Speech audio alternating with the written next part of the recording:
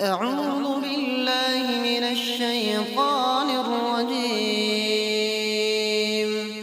بسم الله الرحمن الرحيم. الذين كفروا وصدوا عن سبيل الله أضل أعمالهم والذين آمنوا وعملوا الصالحات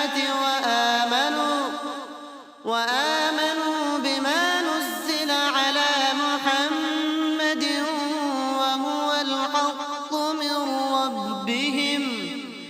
كفر عنهم سيئاتهم وأصلح بالهم ذلك بأن الذين كفروا اتبعوا الباطل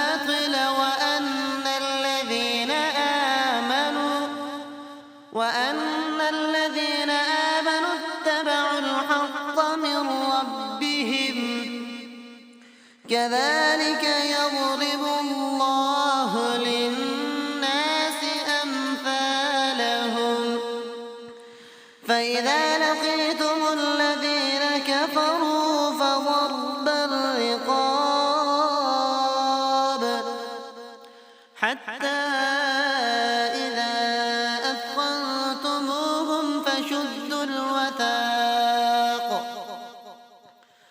فشدوا الوثاق فإما منا بعد وإما فداء حتى تضع الحرب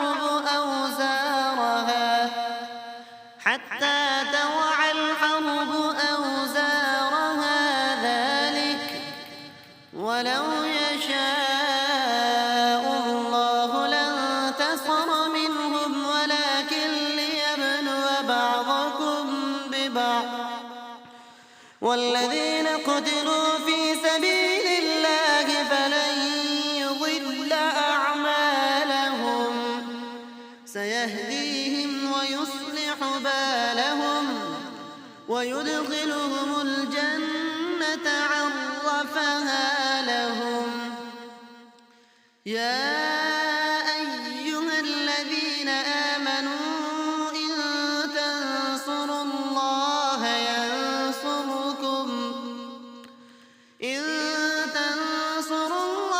ينصركم ويثبت أقدامكم والذين كفروا فتعسا لهم وأضل أعمالهم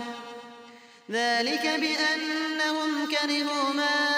أنزل الله فأحبط أعمالهم أفلم يسيروا في الأرض فينظروا كيف كان عاقبة الذين من قبلهم دمر الله عليهم وللكافرين أمثالها ذلك بأن الله مولى الذين آمنوا